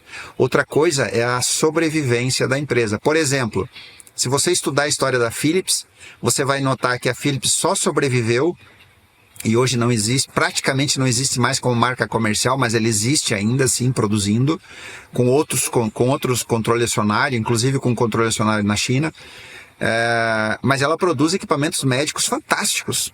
Ela produz eletrodomésticos e eletroeletrônicos fantásticos. Por exemplo, o meu barbeador Philips eu não troco por nada. O meu barbeador Philips é maravilhoso, é o melhor que tem. A minha Air Fryer da Philips, e eu comprei a Philips de propósito, e é cara, tinha outras de outras marcas, eu já comprei a Philips porque eu sabia que se eu comprasse uma Philips, eu teria mais longevidade. Eu não sei se vai durar 20 ou 30 anos, provavelmente não. Porque o que é a obsolescência programada? Vamos lá, eu vou tentar explicar. Vamos voltar a 150 anos na história. Agora nós estamos aí por volta de 1850. Em 1850, praticamente não existia nada do que nós temos hoje de tecnologia. Ou será que existia? Vamos pensar. Será que em 1850 existia uma coisa simples, muito simples, um vaso sanitário? Eu não lembro bem que época foi inventado o vaso sanitário, depois você pode complementar aqui no vídeo colocando uma legenda. Mas se não me engano não tinha. Se não me engano em 1850, ou a gente por segurança poderia voltar a 1800 talvez. Se não me engano em 1800, a pessoa mais rica da Terra não tinha um vaso sanitário simplesmente porque não tinha sido inventado. O que eu estou querendo dizer com isso? Quando alguma coisa é fabricada, sempre isso começa com algum processo industrial. Por exemplo, eu imagino que você comprou esse seu microfone porque ele é um microfone profissional. Eu não entendo de microfone. Esse microfone a tecnologia dele é do início dos anos 50. Que legal. E é um microfone profissional que provavelmente não custou barato. Não. Por que ele é um microfone profissional que não custou barato? Pelo mesmo motivo que o Texan PL... aqui não é PL, né? Aqui é um ICF SW7600. Não vamos misturar com Texan, né? Não merece. Isso aqui é muito melhor que Texan. Por que ele é o melhor de todos os tempos? Porque aqui não foi economizado recurso. Tudo que foi fabricado para ele, o componente eletrônico que está ali dentro, o transistor, o resistor, o capacitor eletrolítico, o capacitor cerâmico, o chip, a placa, tudo, o display, o material da alcinha, o material da antena, o parafuso, o gabinete forte, tudo que foi fabricado aqui foi fabricado com engenharia de qualidade, que aí você envolve engenharia química. Nós não estamos falando só de engenharia eletrônica. Talvez a maioria não saiba, mas a gente passa um semestre inteiro na engenharia. Em todas as engenharias é assim, não importa se é mecânica, civil, elétrica, eletrônica. Eu vou falar da elétrica. A gente passa um semestre inteiro numa cadeira chamada engenharia de materiais. O que é isso? Se você pegar um transistor, por exemplo, que foi o próximo divisor de água na tecnologia do mundo depois da válvula termiônica, que praticamente substituiu as válvulas e revolucionou o mundo de tal forma que nós chegamos aqui depois da invenção do transistor, o que ele é? Ele é feito de um elemento químico chamado silício, e aí esse silício ele é dopado, e esse silício ele é um elemento da natureza. Então, via de regra, os componentes eletrônicos, os materiais, o plástico, o metal da antena, do parafuso, o plástico que é feito a caixa, o líquido, o cristal líquido de display saem da natureza. E como é que isso é produzido? Por processos químicos industriais. Por que hoje você vai numa loja, aconteceu na minha família, sem me falar, o meu sogro foi numa loja, ele mora numa cidade aqui próxima, foi numa loja e comprou um rádio. Ele pagou R$350 por um rádio. Mas por quê? Porque era um rádio com várias faixas, com onda média, onda curta, com uma lanterna, com bateria interna. Quando chegou o rádio, infelizmente, a minha sogra perguntou, aqui fulano comprou um rádio, eu disse, olha, se vocês tiverem bastante sorte, ele vai durar 6 meses. Não, mas não é assim. Não falei mais nada. Dito e feito. Antes de 6 meses quebrou o potenciômetro, ele ficou com o potenciômetro, com o eixo e tudo na mão. Por que isso acontece? Isso é de propósito. Isso é um processo industrial de um produto desenvolvido, criado para quebrar. Eu vou te dar um exemplo prático do dia a dia. Potes plásticos para congelar comida e depois colocar no micro-ondas. Eu não sei se a maioria das pessoas sabe, eu não sou engenheiro químico, mas eu estudei um pouco de química da engenharia e sou muito autodidata também. Eu sou um excelente aluno. Quando um assunto, uma coisa me interessa, eu vou pesquisar. Ainda mais agora com a IA. Agora ficou maravilhoso, né? Você pesquisa tudo que você quiser agora. Muito mais rápido, muito mais fácil. Então, o que acontece hoje? É muito comum, a gente faz o almoço, sobra comida, você coloca no pote, você coloca lá na geladeira. Nem precisa colocar no freezer. O que faz de noite? Pega o pote lá do freezer, coloca direto no micro-ondas, esquenta e bota na mesa e dá para a família comer. O que eu faço? Eu compro os potes de marcas específicas. Por exemplo, eu já consegui, não estou fazendo merchandising, mas por acaso, eu encontrei potes da própria marca Brastemp. Então eles têm a garantia da Brastemp, que são potes para congelamento. Você vai congelar a comida, se for o caso, que a gente não congela, a gente só resfria, e vai colocar no micro-ondas e vai esquentar, e o pote não vai contaminar a comida. Lembra que ele é feito de plástico, de produtos químicos, e o que está acontecendo hoje? Eu tenho certeza, se você for na sua cidade, você vai achar um número incontável de lojas, dessas lojas que a gente chama tudo por R$1. Era tudo por R$1, não é mais. Agora R$1,99, né? R$1,99, agora é R$10,99, depois é tudo por R$7, depois é lojão não sei o quê, lojão disso, lojão daquilo. E tem uma quantidade incontável de potes de plástico para vender nessas lojas. Potes, copos, garrafas, acho que se chama squeeze, se não me engano, né? Aquelas garrafas que coloca. Todo esse material não tem nenhuma garantia que não está contaminando os alimentos. Por quê? Porque foi a forma como ele foi fabricado. Então, quando você fala de obsolescência programada, você tem que se dar conta que o interesse global hoje, não é o interesse do Brasil, o interesse global é produzir equipamentos, é produzir coisas, é produzir, sei lá, potes de plástico que vão quebrar, que vão dar problema, que vão rachar, que vão... Não importa se contamina a comida. O fabricante chinês que faz esses potes que vai para essas lojas, que as pessoas botam comida e congelam e depois botam no micro-ondas e contamina a comida que elas estão comendo com aquele produto químico, o fabricante não está nem aí para isso. O fabricante do rádio que meu sogro pagou R$350, ele não está nem aí se vai quebrar o potenciômetro, não importa isso para ele, não faz diferença. O interesse dele não é o mesmo interesse seu. Então, se você quer ter um produto de qualidade que vai durar o máximo de tempo possível, eu sempre digo para minha esposa, aqui, num lugar de etnia italiana, o italiano, acho que a maioria sabe, né? O italiano tem uma fama. Aqui tem um rio muito grande chamado Rio Uruguai. Ele é gigantesco. Ele não nasce nem no Brasil, para você ter uma ideia.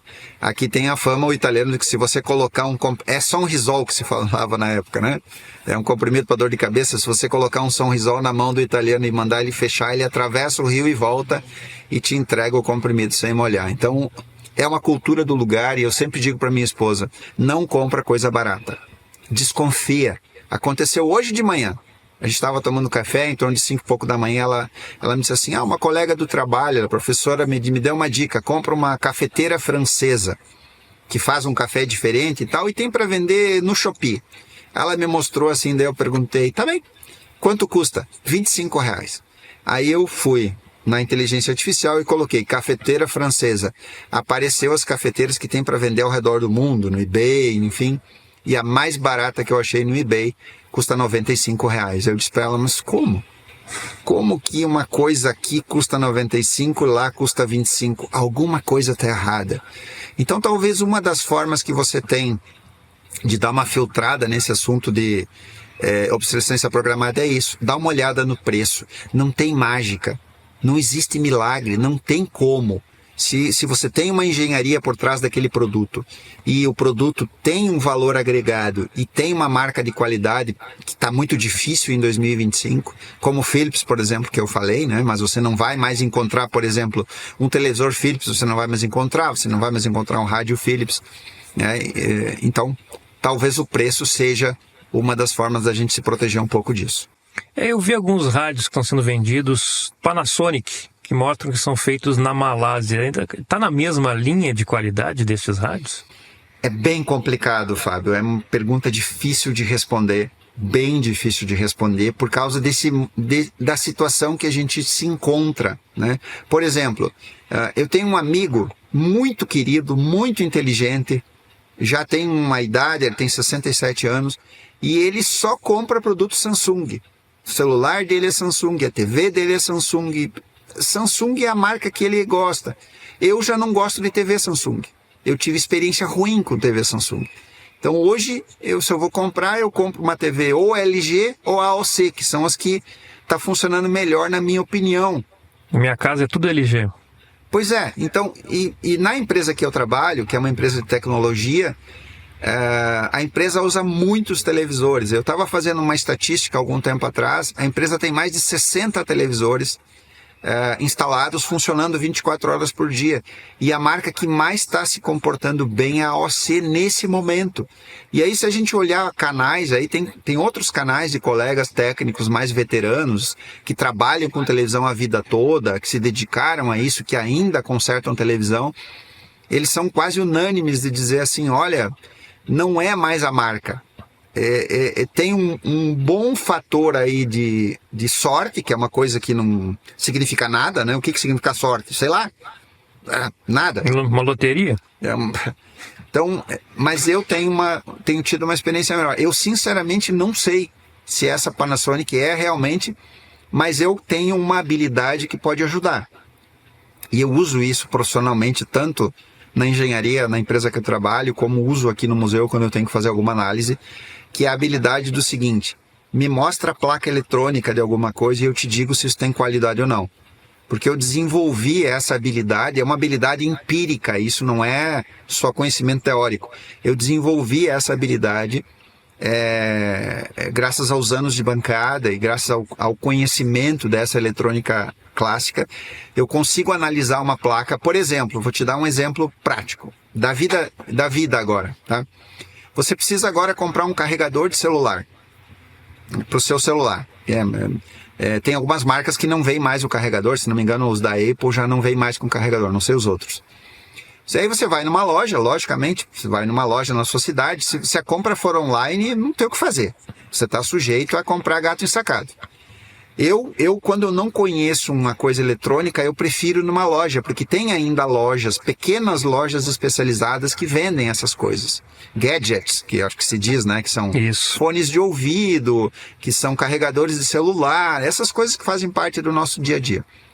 Então eu vou lhe dar uma dica agora sobre carregador de celular. Se você quiser minimizar o risco de comprar carregador de celular, eu tenho 2 dicas para você. A primeira, o peso. Não tem como fazer uma fonte chaveada de qualidade que não tenha peso. Precisa, porque ela precisa ter transformador ali dentro, ela precisa ter alguns componentes que são essenciais para te ter uma fonte chaveada de qualidade. Então essa é a primeira dica, o peso. E a segunda dica, o preço. Não compra preço. Não tem como você comprar um carregador de celular extremamente barato, igual lá a cafeteira francesa, e achar que ele tem qualidade. E no meu caso, é claro, o teste que eu faço, mas isso é muito particular meu, as outras pessoas talvez não vão conseguir fazer isso. O primeiro teste que eu faço, eu pego um rádio analógico, ligo na bancada e ligo o carregador do lado. E eu já notei que tem vários carregadores que dão muito menos interferência, geram muito menos ruído do que outros. Né? Tá certo.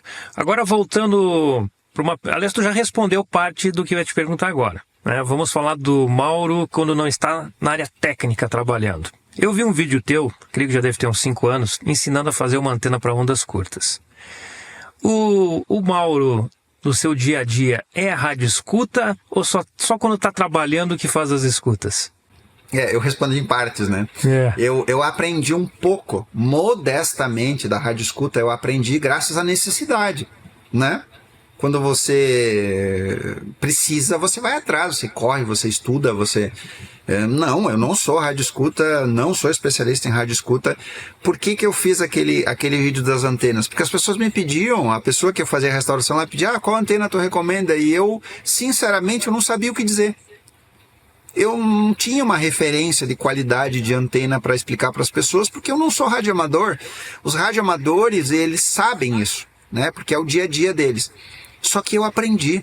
eu aprendi coisas muito legais, até com radioamadores. Inclusive, nos próximos dias, ou nos próximos tempos, não sei, dias, eu pretendo fazer um vídeo, um novo vídeo, como fazer uma antena Longwire, usando agora sim um balão específico que eu aprendi com um colega engenheiro que entende muito de telecomunicações, e usando fio. Ela vai ser uma Longwire, uma antena de fio longo com balão, e eu vou ensinar a fazer no canal, porque eu fiz aqui algumas experiências e ela se mostrou maravilhosa. Então eu não sou rádio escuta. Fora do museu, o que eu sou? A minha atividade profissional eu já comentei, eu sou engenheiro numa empresa, eu trabalho em horário comercial, de segunda a sexta-feira normalmente, né? E eu consigo, então, fora dos horários comerciais, entre 5 e meia da manhã, 7 e meia, 8 horas mais ou menos, consigo ficar na bancada do museu. E depois do expediente, eu volto em torno de 5 horas, 5h15, consigo ficar no museu até... Depende da época, porque a gente tem 2 crianças pequenas, então às vezes a esposa precisa de ajuda. E eu fico monitorando ela. Na verdade, a minha esposa é o meu termômetro. Quando ela me diz assim, eu não te vejo mais, aí eu dou uma diminuída. Porque normalmente eu fico no museu das 5h30 da tarde até 7 e pouco, 7h30, 8 horas da noite, até ela reclamar. Quando ela reclama, eu dou uma diminuída. E aí, paixão, continuo, né? Mas aí eu digo para ela, né? E eu já disse isso para outras pessoas. A esposa, ela precisa entender que o cérebro do homem é diferente do cérebro da mulher. O homem precisa ter suas caixinhas, né? E o museu, para mim, é a minha caixinha, é aqui que é o meu espaço. É aqui que eu me encontro comigo mesmo. Maravilhoso. Para encerrar, eu quero voltar a falar sobre o Museu da Eletrônica. Ele é aberto ao público? Se alguém querer visitar o museu, como funciona? Sim, é aberto ao público.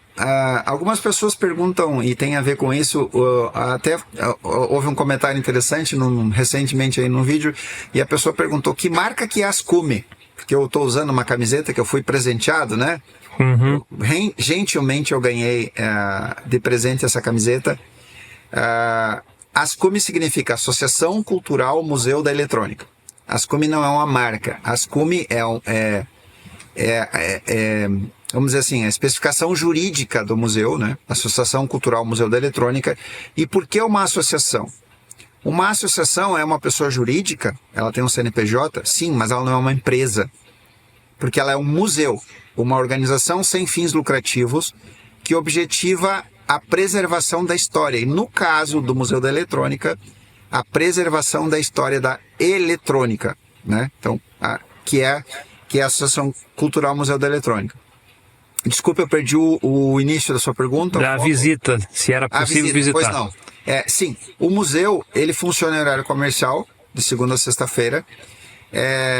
Sempre vai ter alguém aqui em horário comercial, porque eu tenho aqui o Natan, que é tá comigo aqui há algum tempo, um aprendiz, e ele ajuda nesses trabalhos de restauração, porque se tornou humanamente impossível eu ficar sozinho fazendo os trabalhos, né?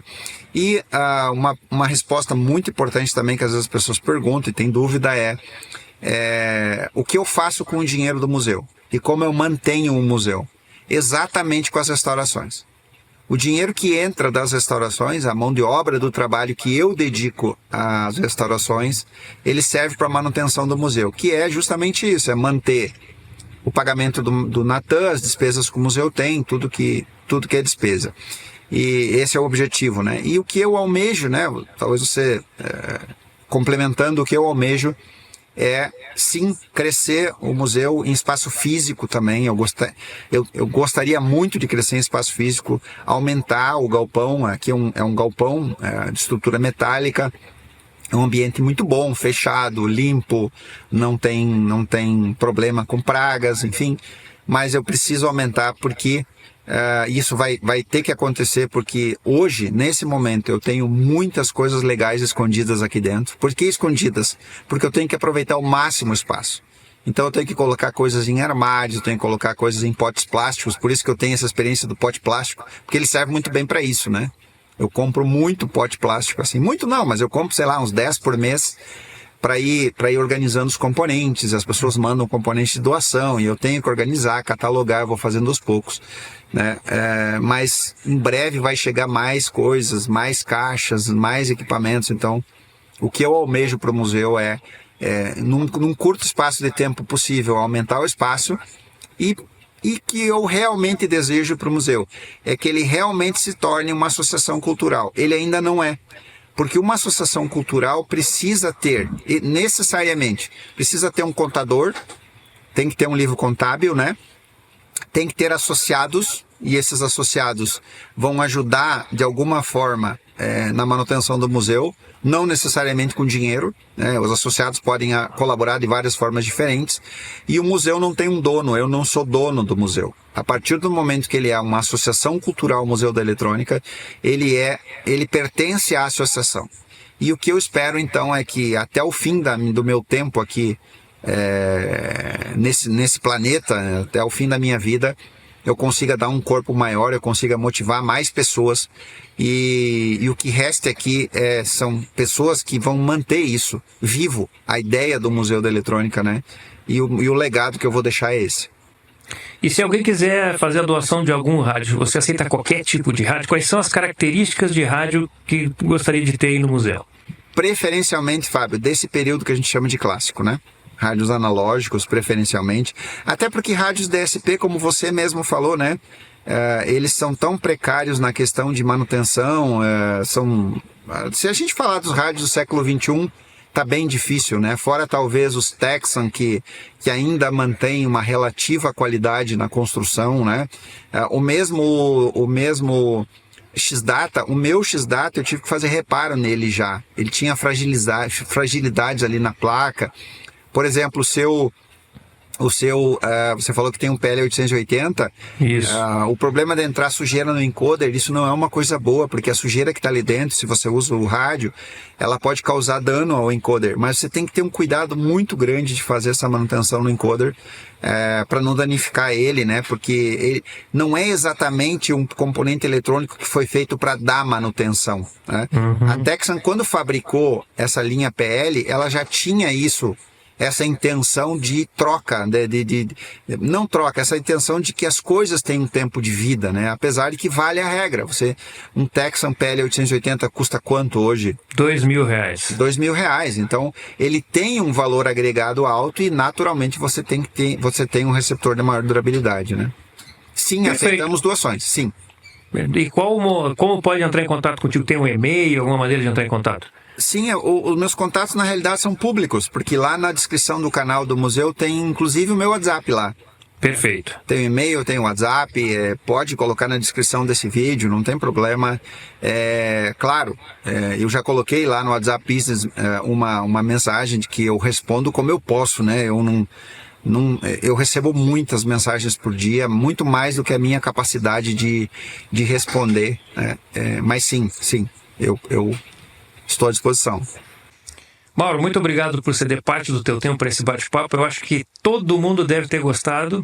Eu gostei bastante, curti bastante. Aliás, você que está nos assistindo, coloque aqui embaixo nos comentários o que você gostou do bate-papo, o que você gostaria de comentar, talvez para uma próxima live. E siga o canal lá do Mauro, Museu da Eletrônica, está aqui na tela, aqui embaixo também. Eu vou deixar na descrição do vídeo o canal, porque é um canal muito bom.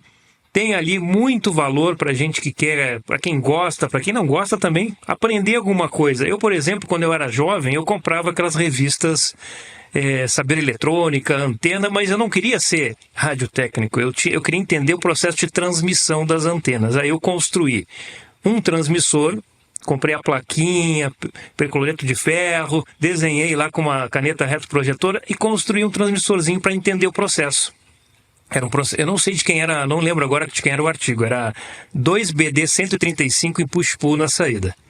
E depois construí um multiplexador estéreo, quer dizer, nunca fui um cara para trabalhar com isso, mas quando a gente quer aprender, a gente aprende, né? Então, siga lá o Museu da Eletrônica, que eu tenho certeza que tem muita coisa boa para aprender.